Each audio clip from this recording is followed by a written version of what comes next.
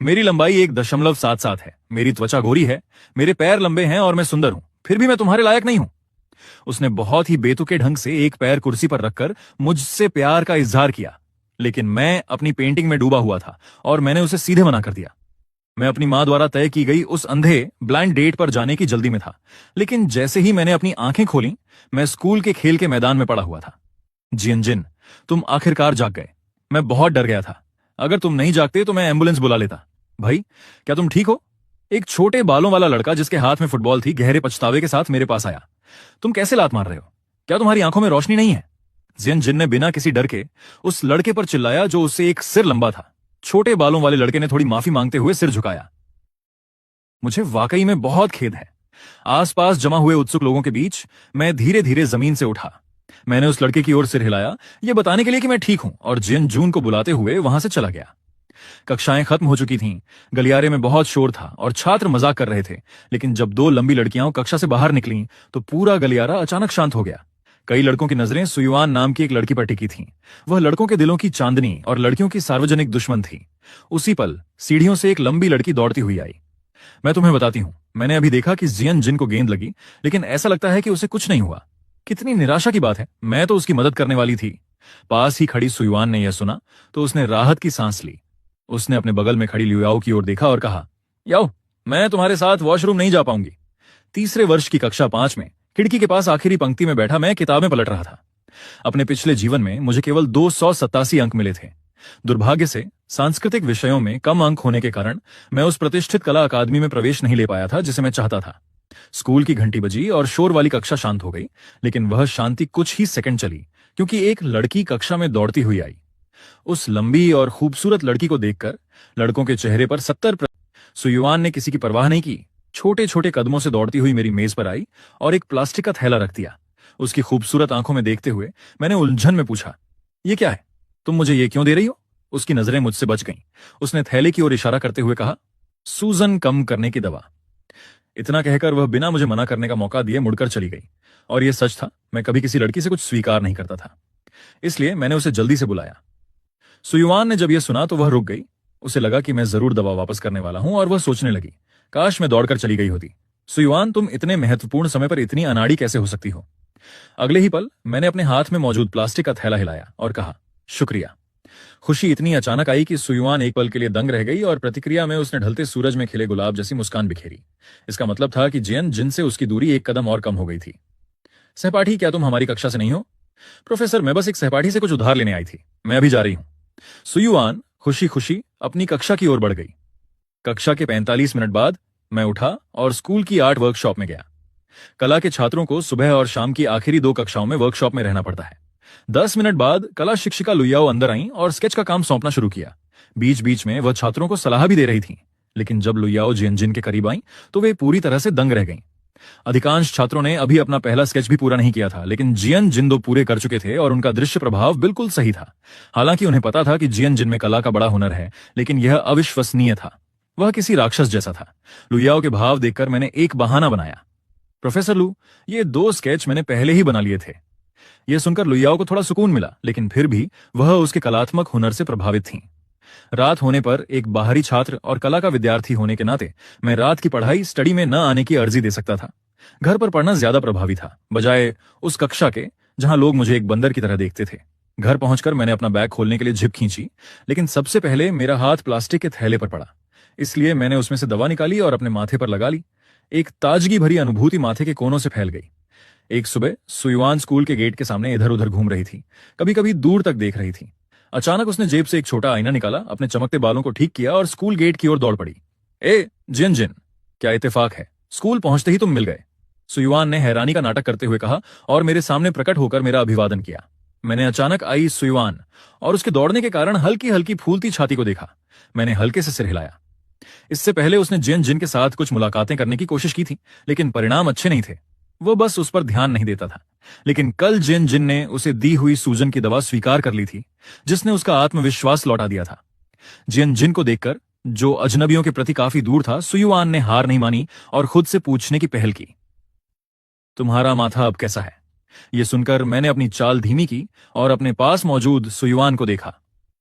तुम्हारे द्वारा दी गई सूजन की दवा के लिए धन्यवाद। अब बहुत बेहतर है।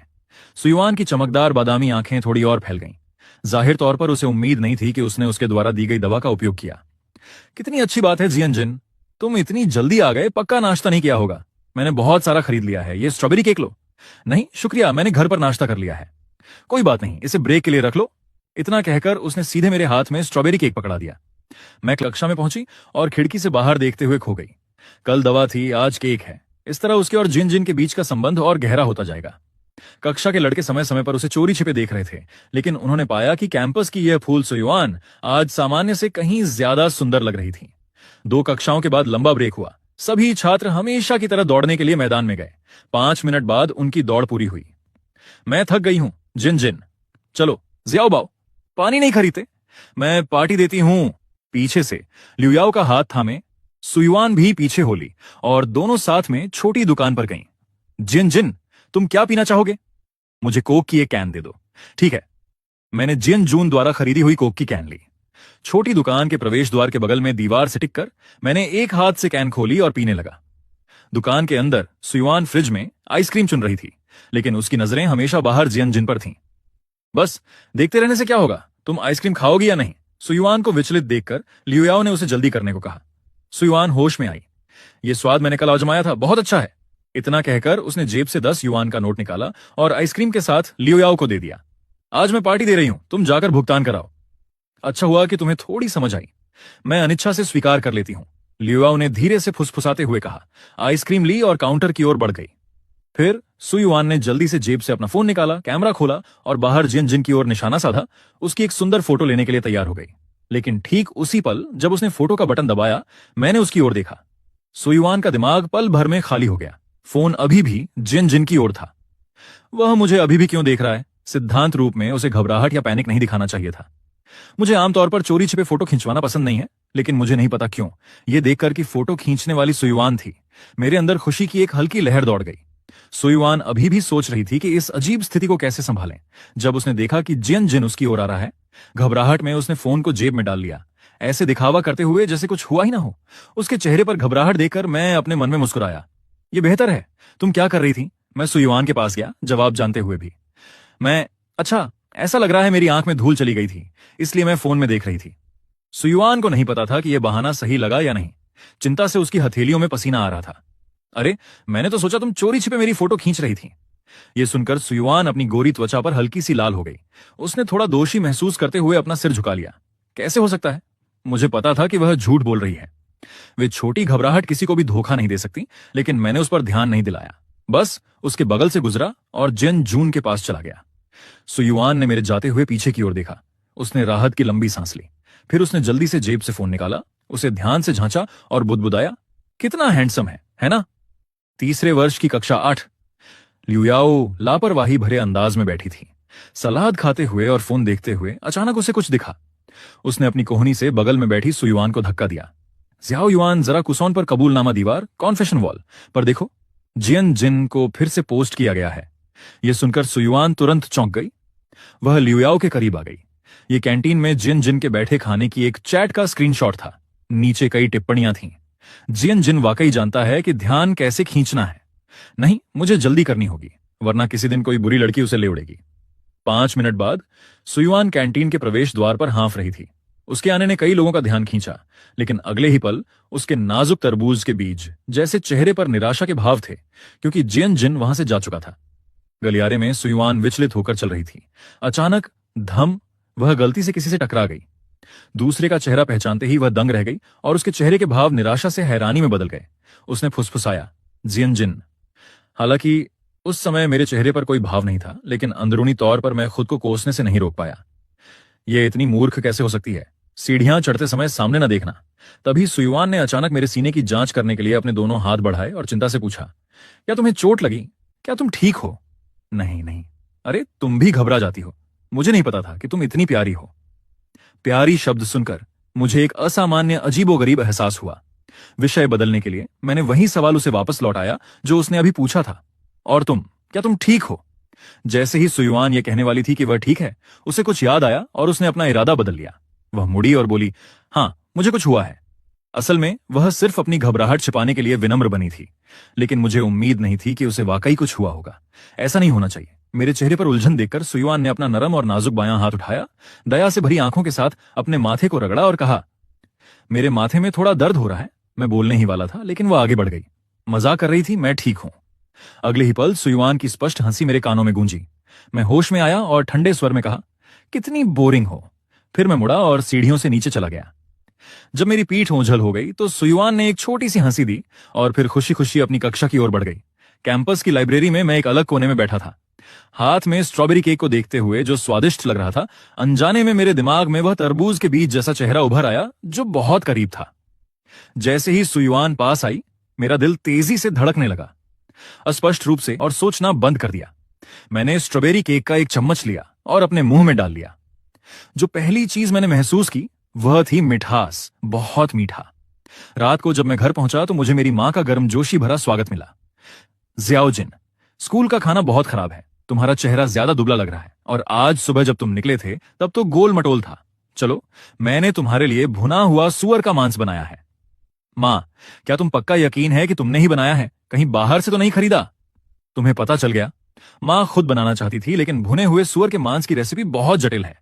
जल्दी से जवाब देने और रात का खाना खाने के बाद मैं एक नजर डालकर अपने पेंटिंग स्टूडियो की ओर भागा। इस स्टूडियो में, जिसने मेरी जवानी को संजो रखा था, मैं एजल, कैनवस रखने वाला स्टैंड के सामने बैठ गया। थोड़ी देर बाद खुरचने की आवाज ने स्टूडियो की शांति भर दी। 10 मिनट बाद मेरे पीले चेहरे पर हल्की लाली दौड़ गई। मेरे सामने कागज पर एक पतली आकृति वाली लड़की थी। मैंने गहरी सांस ली, मैंने सिर हिलाया और जल्दी से ड्राइंग को एक दराज में रख दिया और स्टूडियो से बाहर निकल आया। अगली सुबह 6 बजे मैं हमेशा की तरह स्कूल पहुंचा। कितना इत्तेफाक है, स्कूल के गेट पर मैं फिर से सुयुआन से मिला। आज भी वह वैसी ही सुंदर नीली वर्दी पहने हुए थी। कितना इत्तेफाक है, फिर मिल गए। मैंने तिरछी नजर से उसकी ओर देखा और फिर जल्दी से अपनी नजरें हटा लीं। मैंने अभिवादन के तौर पर हल्का सा सिर हिलाया। क्लास की इमारत के पास सुयुआन ने अपने बैग से एक सुंदर सफेद बोतल निकाली। आज अनजाने में मैं एक अतिरिक्त दही ले आई। लो, मैं तुम्हें यह पिलाती हूं, उसने कहा और सीधे मेरे हाथ में रख दिया। फिर आंखों को सिकोड़ते हुए कहा, बाय बाय, और वह इमारत की ओर दौड़ गई। जब मैं प्रतिक्रिया दे पाता तो उसकी आकृति पहले ही ओझल हो चुकी थी। मैंने एक मुस्कान छोड़ी और अच्छे मूड में दाईं ओर की सीढ़ियों की तरफ बढ़ गया। कल मुझे केक दिया, आज दही, न जाने इसकी क्या बुरी नियतें होंगी।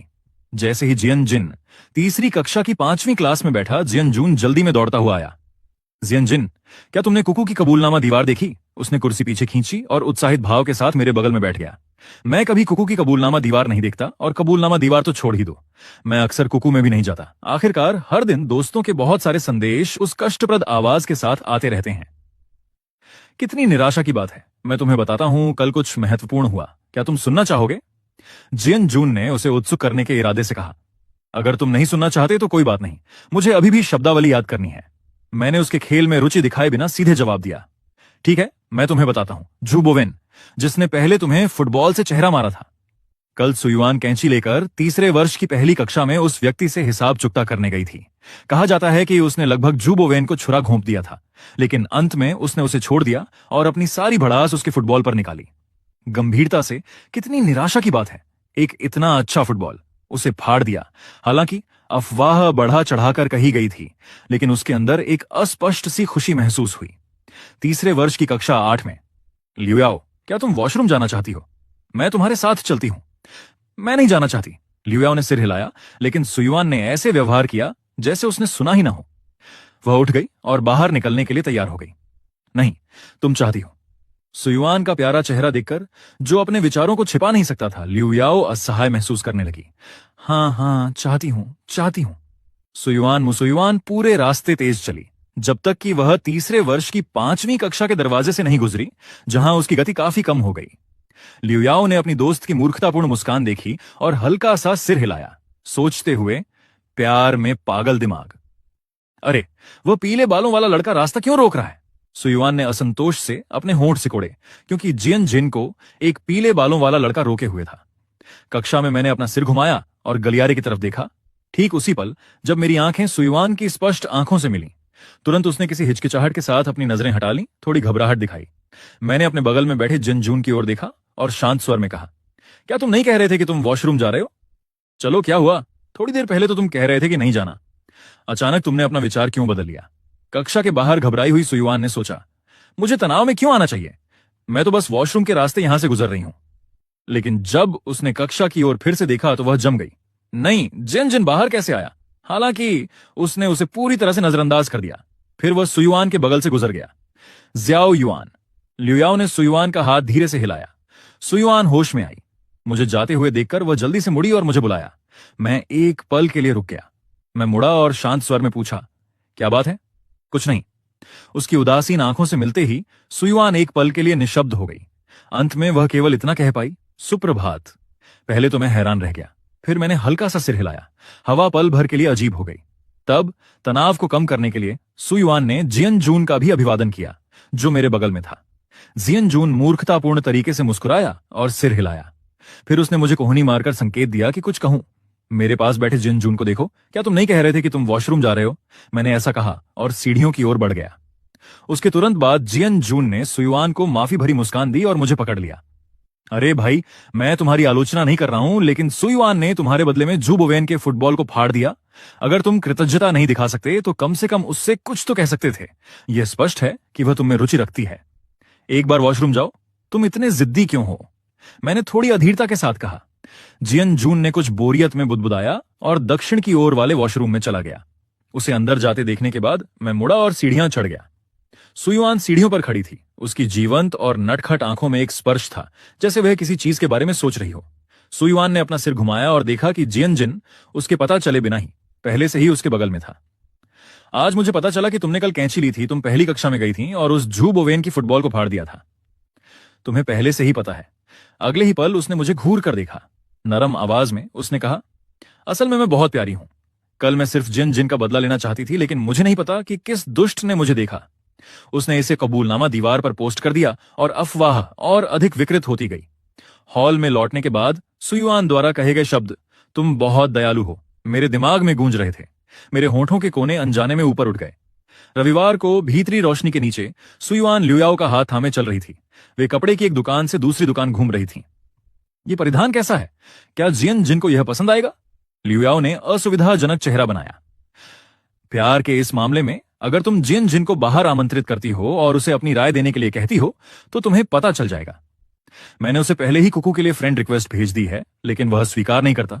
ज्याओ याओ, ऐसा क्यों होगा? लियुआओ ने अपना मुंह घुमाया। उसने बस ऐसे ही कहा था। उसे उम्मीद नहीं थी कि ज्याओ युआन इसे इतनी गंभीरता से लेगी। ज्याओ याओ, तुम बोल क्यों नहीं रही हो? अगर तुम्हारी दाढ़ में ज्यादा दर्द है तो मैं पहले तुम्हें दंत चिकित्सा अस्पताल ले चलती हूं। कुछ नहीं, बस अभी के लिए मैं तुमसे बात नहीं करना चाहती। तुम पूरी तरह से खोई हुई हो। नया सप्ताह शुरू हुआ और मैं हमेशा की तरह बना रहा। सुबह 6 बजे मैं स्कूल जाता था, शाम 6 बजे घर लौट आता था। दिन काफी पूर्णता से बीत रहे थे। केवल एक बुरी बात यह थी कि सुयुआन इन दिनों गायब हो गई थी। हम एक बार भी नहीं मिले थे। पहले वह हमेशा मेरे सामने प्रकट होती थी और अब अचानक गायब हो गई, जिससे मैं थोड़ा हैरान था। तीसरे वर्ष की कक्षा 8 में सुयुआन ने खिड़की से बाहर कुछ मिनट तक घूर कर देखा और फिर हताश चेहरे के साथ कहा, ज्याओ याओ, क्या तुम्हारा तरीका वाकई काम करेगा? शांत रहो, मैं तुम्हें यकीन दिलाती हूं कि यह काम करता है। कुछ समय पहले मैंने प्यार का एक उपन्यास पढ़ा था जिसमें लड़कों को जीतने के लिए सभी प्रकार की तरकीबें थीं और मैंने उनमें महारत हासिल कर ली है। यह सुनकर लियुआओ चुप हो गई। आखिरकार उसकी अवधारणा में एक ऐसी खूबसूरत लड़की। मैंने उसे जल्दी से रोका, फिर कोई भी कपड़ा उठाया और उसके साथ बाथरूम की ओर भागा। मैं एक शैतान हूं, तुम मुझसे इतना डरती हो। यह पहली बार था जब मैंने जिन जिन को इतना परेशान देखा था। यह कहना होगा कि वह काफी प्यारा था।